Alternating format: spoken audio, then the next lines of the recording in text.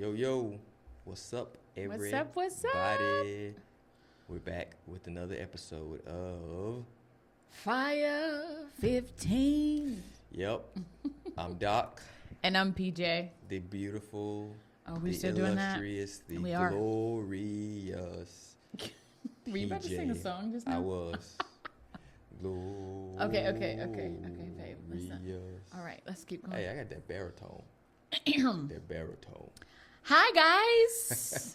Super excited for another Yeah. episode of FIRE15. Today, Yes.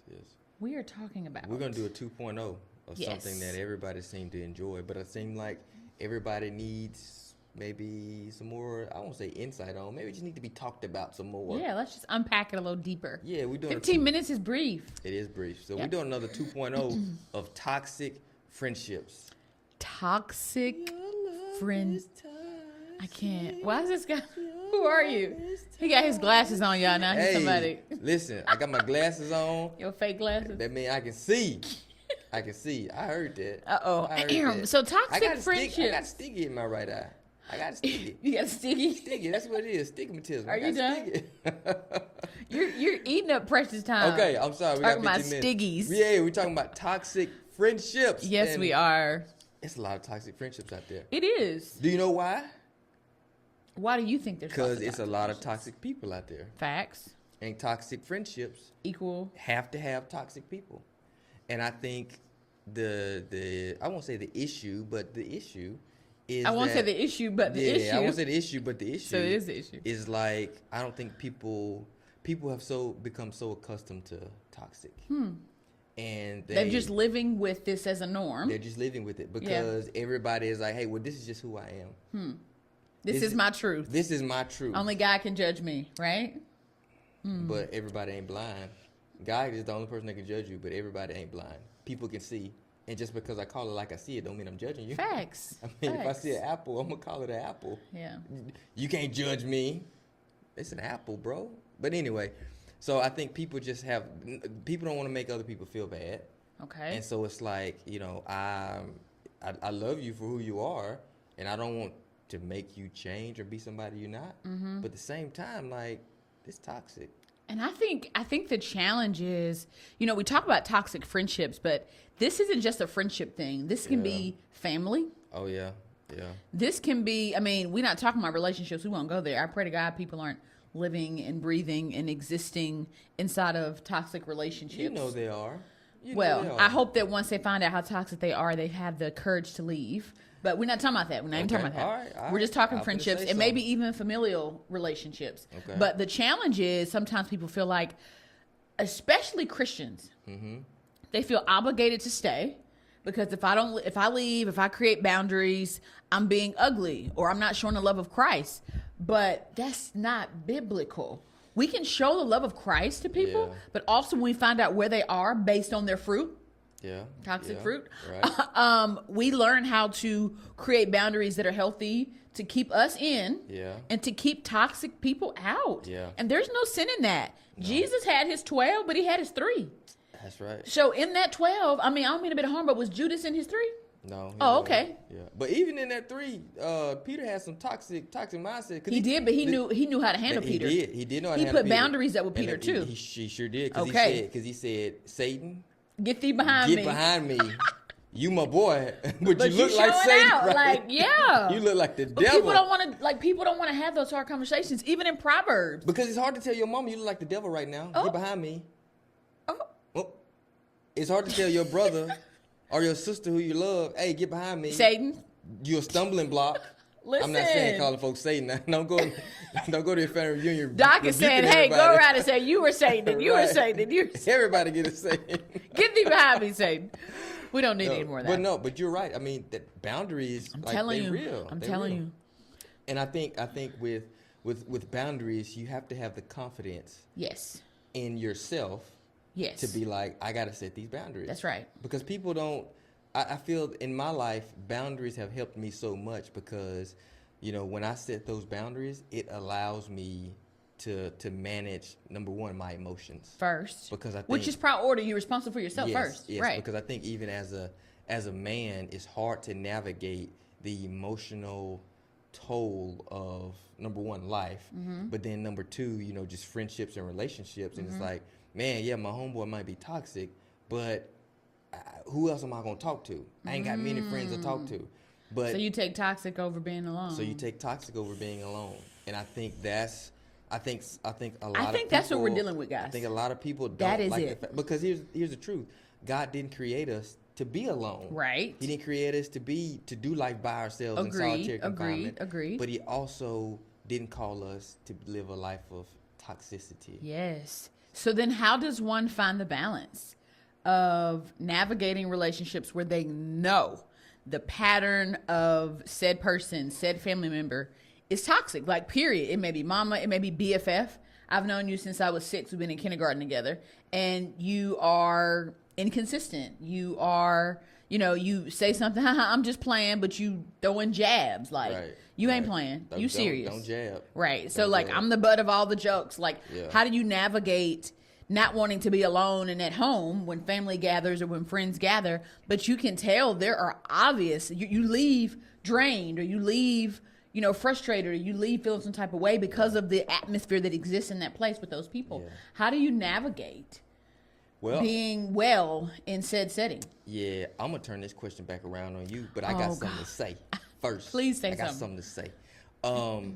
I think being an adult does not require approval from somebody else. A true Unless adult, you've lived your whole life based on other people's approval. a true adult doesn't require approval from somebody else to being adult. I'm supposed to be conscious of your feelings, but I'm not responsible for them.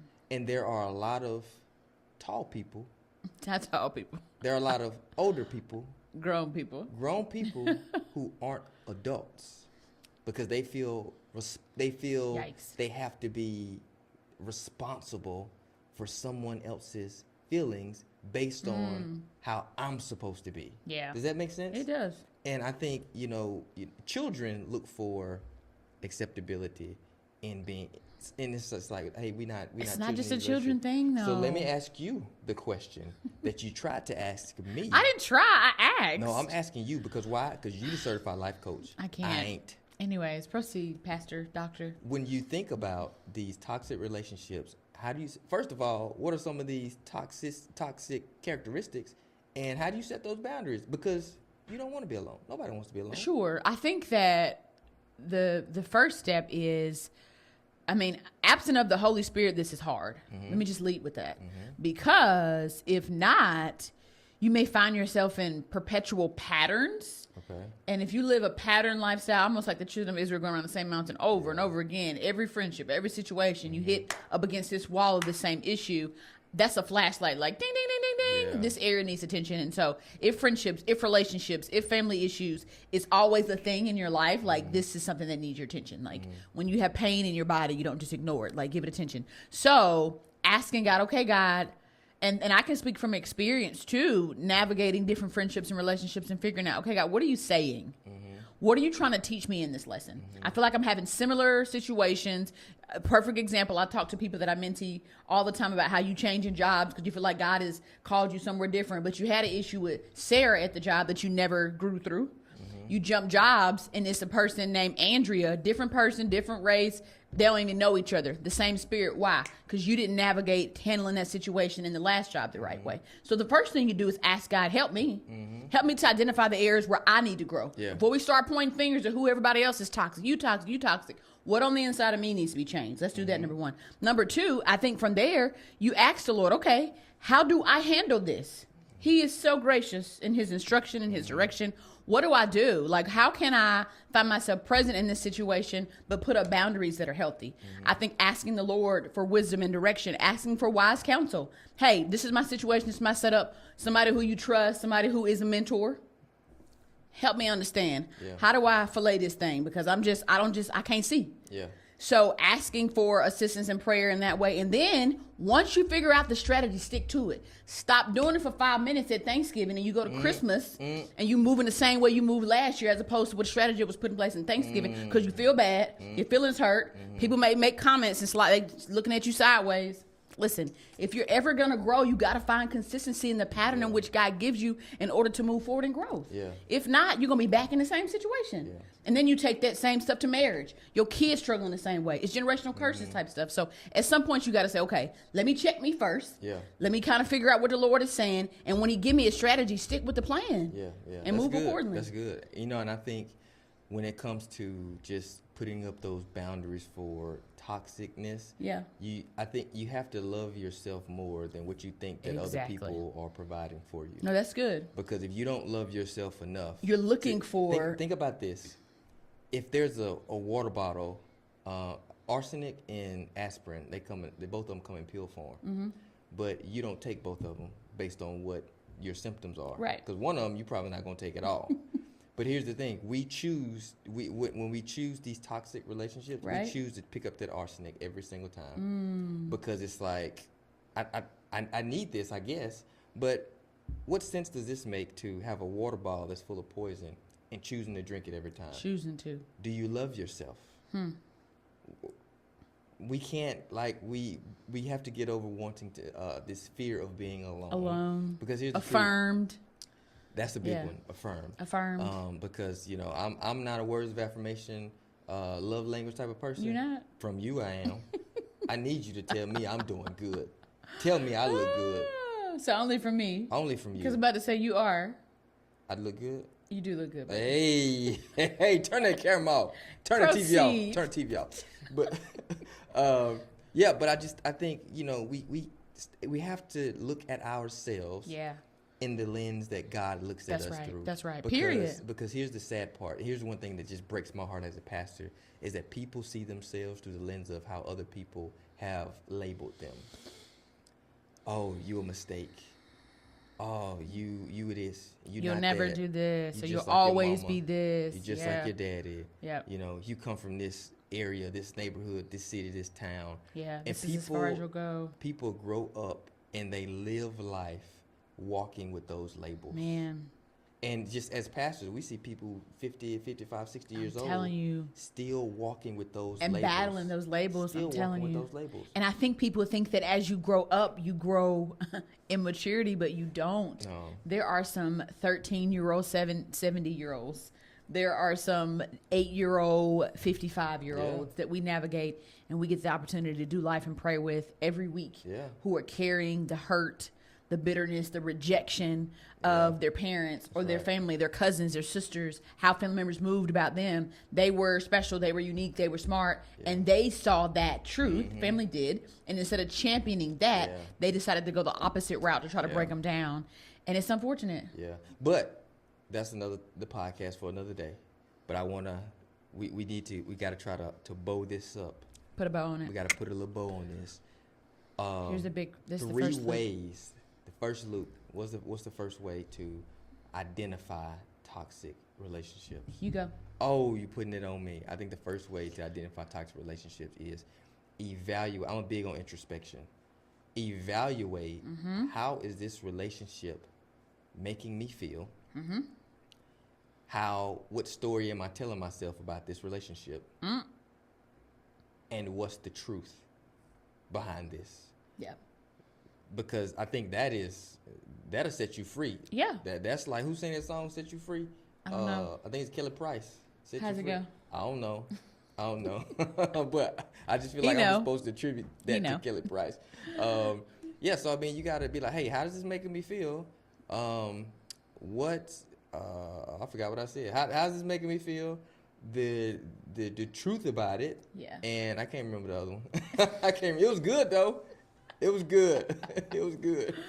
You said, what am I telling myself? Oh, yeah. What am I telling myself? Like, do I need this? Like, do I need this toxicness? Anyway. Yeah. That's why I asked you the questions. And I think that once you see, I'm really big on, people are, especially now, folk got stuff to say, man. Yes, they just talking. They just be talking. And sometimes that talk sound good. But what is the fruit of a person's life? Watch a person long enough to not just see what they saying. Watch how they moving. You know what? That's good, because I wouldn't want a personal trainer that don't look the way that I want to look. What? I'm not for the food with you on this Fire I'm for 15. real. Would you? Would you? And I ain't gonna call no names because that's mean, and I'm like We're not here to do that, Pastor. We don't do that. No. We don't do that. Like seriously, we don't do that. But you want some, like, I wouldn't go to like the men that mentor me. But you know what? The men that mentor me, if they don't, I don't ask them, hey, mentor me if I don't see that they treat their wife the way that I want to treat you. Sure. You know what I mean? Yeah. So yeah, go ahead. Yeah, but I feel like is that the case for all things? That's a Because lot. I know some ladies who do hair who don't do their hair's not done, but they take care of mine. Is that bad? It should tell you something like, hey, sweep around your own front door before you try Do to your sweep hair around first before mine. you do mine. No, but it's like But- it's but the principle of it's it. the principle, It's but not applicable in all cases. But I think is it the also principle. speaks to the value of how you value yourself too. That's true. Because a lot of times That's you're true. your own, Yeah. like commercial, if you will. But the truth is, like the fact, the proof is in the pudding. Yes. What is a yes, person doing? Yes. Folk can say anything, but how are they moving? What is the fruit of their life? Yeah. That's And then right. understanding the fruit they're producing, Yes. and then begin to categorize it. Don't sugarcoat it. Don't try to be like, oh, well, they're There's just, some truth to it. they're just no. Like the Bible says, you Right. know a man by their fruit. Right. Period. Right. And move accordingly. Right. Yeah. Because it's like, as a personal trainer, don't tell me to have discipline, and it's clear that you ain't got it. What can you teach me about discipline? What not? You to can do? teach me what not to, You teach but me I what not believe to you do. can learn anything from anybody. I believe you can too. I believe you can. And sometimes it's lessons on what not to do. That's true. Hey, that's all the time. That's that all the time we have. got, I hope that was but good. I hope it was good. Yeah. I hope it was good. Couple of requests. First of all, if you have enjoyed this, like it and share it with That was- one other person. He said a couple. He said That's two. A couple is Okay. two. Yeah, Like a couple it, is share two. If it. I said a few, I would say, if I said a few things, I would say like it, share it, and subscribe. But I said a Yeah. few. pray for me. Go ahead. Mhm. So like it and share it with somebody. Mm-hmm. You got any last words? Nope. Be blessed. We love you. Ain't nothing you can do about it. Bye. Peace.